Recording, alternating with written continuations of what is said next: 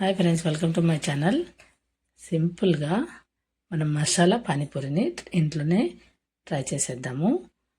ముందుగా మీరు స్కిప్ చేయకుండా ఫుల్ వీడియో చూసారంటే నేను సింపుల్గా బండి మీద అమ్మే టేస్ట్ మీకు నేను చూపించేస్తాను అనమాట. ఇప్పుడు కుక్కర్లోకి ఆలూని ఒక 2 తీసుకున్నాను. నేను 2 ఆలూని కట్ చేసుకొని వేసుకోండి. అందులోకి తగినన్ని వాటరు అలాగే సాల్ట్ వేసి బాయిల్ చేసి ఇలా పక్కన పెట్టేసుకోండి. వేడివేడిగా ఉన్నాయి కదా, కొంచెం చల్లారనిద్దాం వీటిని.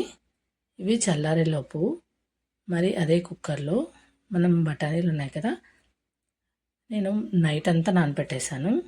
మీరు అలా నానపెట్టిన బఠానీల్ని కొంచెం సాల్ట్ వేసి విజిల్స్ పెట్టుకోండి.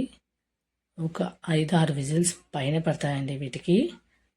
అవి కూడా విజిల్ అయిపోయేంత వరకు మనం పక్కన పెట్టేసుకొని ఇప్పుడు ఉల్లిపాయ ముక్కని కట్ చేసి పెట్టుకుందాం.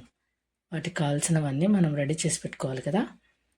ఇలా చిన్న చిన్న ముక్కలుగా ఉల్లిపాయని కట్ చేసి పెట్టుకొని మిక్సర్ జార్లోకి చింతపండు, పుదీనా, కొత్తిమీర అలాగే పచ్చిమిర్చి మీ స్పైస్నెస్ తగ్గట్టుగా చిన్న అల్లం ముక్క వేసుకొని మనం పానీని తయారు చేసుకోవాలి కదా. ఇలా వడగట్టుకొని చాట్ మసాలా, కారం ఆప్షనల్ వేసుకున్న తర్వాత రుచికి తగినంత సాల్ట్ కూడా వేసుకొని బాగా మిక్స్ చేసేసుకోండి. కొన్ని వాటర్ మీకు కావాల్సినంత క్వాంటిటీని వేసుకొని కలిపి దాన్ని పక్కన పెట్టేసుకోండి. ఇప్పుడు ఆలు బాయిల్ అయిపోయినాయి కదా, చల్లగా అయిపోయినాయి. వీటిని మొత్తం పీల్ తీసేసుకొని అందులోకి బాగా ఉడికిన బఠానీలు, ఆలు ముక్కల్ని బాగా స్మాష్ చేసేద్దాం కొంచెం మెత్తగా అయ్యేదాకా. ఇప్పుడు మనకి ఈ బౌల్ సరిపోలేదు కదా, అందుకే పెద్ద బౌల్లోకి వేసుకొని ఇలా విస్కర్తో కానీ లేకపోతే చేతితో అయినా పర్వాలేదు. చల్లగా అయిన తర్వాత ఇలా మొత్తం అంతా మెత్తగా మెదిపేసుకోండి. మరీ ఫైన్ పేస్ట్ చేయకండి, కొంచెం కచ్చపచ్చగా ఉంటేనే దీనికి టేస్ట్ చాలా బాగుంటుంది. ఇలా అన్నారు కదా, ఇప్పుడు ఇందులోకి కొత్తిమీర వేసుకోండి. నేను కొంచెం వేస్తున్నాను, కావాలనుకున్న వాళ్ళు కొత్తిమీర టేస్ట్ నచ్చిన వాళ్ళు ఇంకా కొంచెం వేసుకోవచ్చు. కొంచెం ఒక్క పచ్చిమిర్చి, మనం కట్ చేసి పెట్టుకున్న ఉల్లిపాయ ముక్కలు, అలాగే చాట్ మసాలా, కారం, ఉప్పు రుచికి తగినంత, జీలకర్ర పొడి వేసుకొని ఒక నిమ్మ చెక్కని పిండేసుకోండి. ఒక హాఫ్ అంత బాగా కలిపేసుకోండి చేత్తో. గరిటెతో అవ్వదు, చేత్తో కలిపేసుకొని పక్కన పెట్టుకొని ఇప్పుడు స్టవ్ మీద పాన్ పెట్టుకోండి. దానికి లైట్గా ఆయిల్ అప్లై చేసి ఇప్పుడు మనము ముందుగా అంతా బఠానీ మిశ్రమం ఉంది కదా, దాన్ని ఇలా వీడియోలో చూపిస్తున్నాను కదా, సేమ్ ఇలాగా చిన్న మంట మీద పెట్టుకోండి. మనం అంతా పెట్టేసరికి బాగా కలుపు.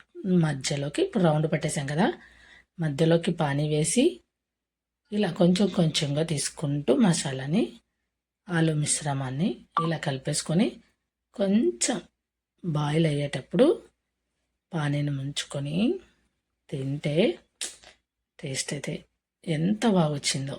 చాలా చాలా బాగుందండి. మీరు కూడా తప్పకుండా ట్రై చేయండి ఇంట్లో ఒకసారి. సరే కదా, బాగా బాయిల్ అవుతుంది. కొంచెం చల్లారిన తర్వాత తినండి, మరి బాలే. అంతేనండి, సింపుల్గా బండి మీద దొరికే మసాలా పానీపూరి చాట్ రెడీ అయిపోయింది కదా.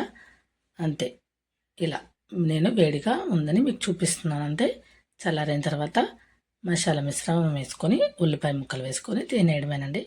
ఇలా డెకరేట్ చేశాను. ఎలా ఉందో కామెంట్ చేయండి.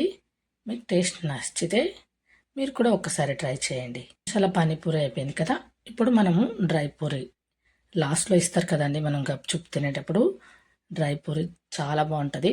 ఆలు మిశ్రమాన్ని పెట్టేసి పానీ వేయకూడదు, ఇందులోకి ఉల్లిపాయ ముక్కలు, కొత్తిమీర అలాగే స్పైసెస్ వేసుకోండి. చాట్ మసాలా, కారం, జీలకర్ర పొడి ఇవన్నీ వేసేసుకొని ఇలా జస్ట్ స్ప్రింకిల్ చేయాలి. అలాగే నిమ్మ చెక్క కూడా పిండేసి ఇలా, ఇదైతే మాత్రము టేస్ట్ సూపర్గా ఉంటుంది. మనం పానీపూరీలు 5 తిని ఒక్క గప్చుప్ లాస్ట్లో డ్రై పూరి తిన్నామంటే ఆ టేస్టే వేరు. ఇలా ఉల్లిపాయ ముక్కలు వేసుకొని అంతేనండి, రెడీ అయిపోయింది కదా. ఒక్కసారి టేస్ట్ చేయండి మీరు కూడా. డ్రై పూరి కూడా ready. Masala panipuri, dry puri 2 taste చేయండి. ఇలా సింపుల్ వేలో చూపించాను. సింపుల్గా మీరు ఒకసారి ట్రై చేస్తే మీకే టేస్ట్ నచ్చుతుంది. Thank you for watching.